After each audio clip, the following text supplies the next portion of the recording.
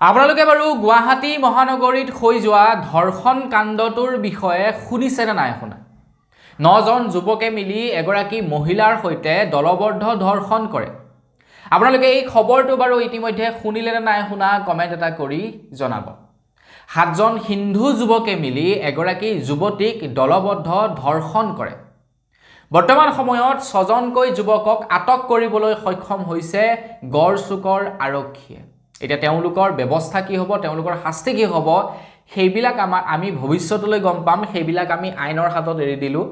তেওঁলোক দোষী হয় নে নহয়, নিৰ্দোষী হয় নে দোষী হয়, সেয়া আইনে বিচাৰ কৰিব। কিন্তু আপোনালোকে খবৰটো শুনিছে নে নাই শুনা সেইটো কমেণ্ট এটা কৰি জনাব।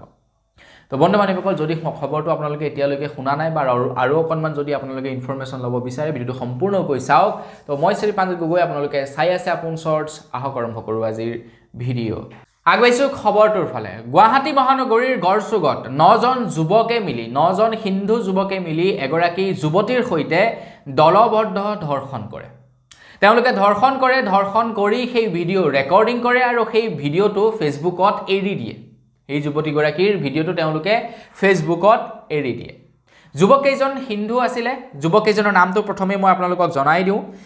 তো যুৱককেইজন বৰ্তমানে আটক কৰিছে কুলদীপ, মৃণাল, গগন, পিংকু দাস, বিজয় আৰু সৌৰভ। এই 6জনক বৰ্তমান সময়ত আটক কৰিছে বুলি জনাইছে। আৰু দীপাংকৰ, কৃষ্ণ আৰু ৰবীন, তেওঁলোকক এতিয়ালৈকে আটক কৰিব পৰা নাই। আৰু এই 3জনেই মেইন আছিলে বুলি জনাইছে, মানে মেইন মাষ্টাৰ মাইণ্ড এই 3জনেই আছিলে। তো যুৱতীগৰাকীক তেওঁলোকে কি কৰিলে, এই যিজন নেকি পিংকু দাস নামৰ যুৱক আছিলে, সেই যুৱকজনে লৈ আহিছিলে। তো যুৱকজনে কোৱা অনুসৰি, মানে পিংকু দাসে কোৱা অনুসৰি, তেওঁ এতিয়ালৈকে ছোৱালীজনীৰ ভাষ্য পোৱা নাই বা মানুহৰ ভাষ্য পোৱা নাই। কিন্তু পিংকু দাসৰ কথা মতে আমি এইটো গম পাইছোঁ যে পিংকু দাসে 1000 টকাৰ বিনিময়ত সেই ছোৱালীগৰাকীক লৈ আনিছিলে। কিন্তু ছোৱালীগৰাকীক পিংকু দাসে কোৱা নাছিলে যে 9জনকৈ যুৱক আছে বুলি। তেখেতে কৈছিলে যে আমি 2জন যুৱক আছোঁ। তো 1000 টকাৰ বিনিময়ত ছোৱালীজনীক লৈ অনা হৈছিলে মন্দিৰৰ পাছফাললৈ। তাৰ পাছত ছোৱালীজনীয়ে আহি দেখিলে যে 9জন যুৱক, আৰু 9জন যুৱক দেখাৰ লগে লগেই ছোৱালীজনীয়ে হয়তো চাগে বুলি কৈছিলে, কাৰণ তেওঁলোকে 2জন যুৱক বুলি কৈ আনিছে আৰু দেখিছে 9জন যুৱক। ছোৱালীজনীয়ে হয়তো বুলি কৈছিলে। কিন্তু তাৰ পাছত তেওঁলোকে জোৰ জবৰদস্তি কৰি ধৰ্ষণ কৰিলে আৰু তেওঁলোকৰ ভিডিঅ' ৰেকৰ্ডিং কৰি তেওঁলোকে কি কৰিলে, ফেচবুকত আপলোড কৰি দিলে। ছোৱালীজনীৰ বাৰু একো ক্ষতি হোৱা নাই, সেইটো এটা ভাল কথা। এইটো বাৰু এটা ভাল, মানে কি আৰু ভগৱানৰ ভাল আছিলে ছোৱালীজনী, হয়তো যাৰ কাৰণে নেকি ছোৱালীজনীৰ একো ক্ষতি নহ'ল। ছোৱালীজনী জীৱিত আছে, সেইটো কিন্তু ভগৱানে হয়তো সাথ দিলে ছোৱালীজনীৰ লগত।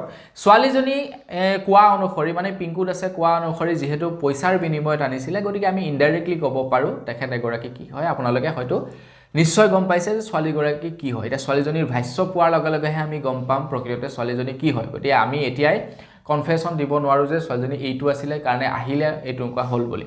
বাৰু যি কি নহওক, বহুলোকে হয়তো ক'ব যে ছোৱালীজনীয়ে পইচাৰ বিনিময়ত যিহেতু আহিছে, ছোৱালীজনীৰ চৰিত্ৰ বেয়া হ'ব পাৰে। কিন্তু যেতিয়া নেকি বুলি কয়, নোটো নোৱেই আৰু মিনছ তাত আৰু বুলি ক'লে সেয়া পইচাৰ কাৰণেই হওক বা সেয়া ভাল পোৱাৰ কাৰণেই হওক বা সেয়া মিছেছেই হওক, মানে নোৱেই আৰু, হয় নে নহয়। তাত আৰু জোৰ জবৰদস্তি কৰাৰ লগে লগে সেইটো ধৰ্ষণৰ ৰূপ লয়।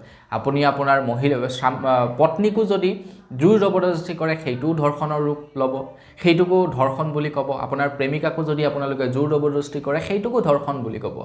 বা আপোনালোকে পইচা দি যদি কাৰোবাক মাতি আনিছে, তেখেতৰ লগত যদি জোৰ জবৰদস্তি কৰে, সেইটোকো ধৰ্ষণ বুলিয়েই ক'ব। পইচাই দিয়ক বা আপোনাৰ নিজৰ মহিলাই হওক বা আপোনালোকৰ ভালপোৱা মহিলাই হওক, যোনেই নহওক, মিনছ এতিয়া এই 9জন যুৱকৰ ভিতৰত 6জন অলৰেডি গ্ৰেফতাৰ হৈছে, আৰক্ষী আটক কৰিছে। বাকী 3জন নেকি মাষ্টাৰ মাইণ্ড আছিলে, তেওঁলোকক আটক কৰিবলৈ এতিয়ালৈকে সক্ষম হোৱা নাই। তেওঁলোকতো লাম্বা যাব, মানে বৰ সাংঘাতিক ৰকমে তেওঁলোকে যাব। তো তেওঁলোক বাচিছে এই কাৰণে যে ছোৱালীজনী প্ৰাপ্তবয়স্কৰ আছিলে, সেইকাৰণে তেওঁলোক অকণমান মানে ৰেহাই পাব চাগে। যদিহে প্ৰাপ্তবয়স্কৰ নহ'লহেঁতেন, তেন্তে পস্কো আইনত পৰি গ'লহেঁতেন, আৰু পস্কো আইনত পোৱাৰ লগে লগে চেছ আৰু তেওঁলোকৰ জীৱন বৰবাদ।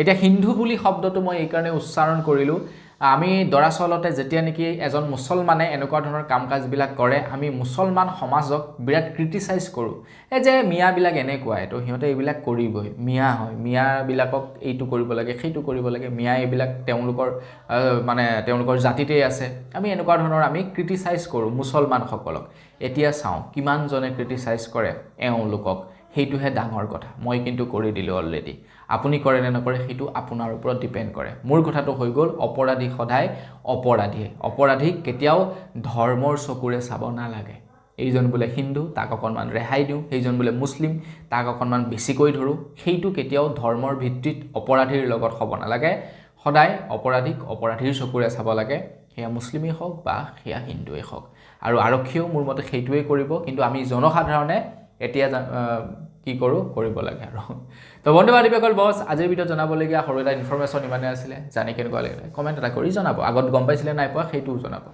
তো আজিৰ ভিডিঅ'ত ইমানেই পুনৰ এটা ভিডিঅ'ত লগ পোৱাৰ সাজু বিদায় মাগিছোঁ ধন্যবাদ জয় অসম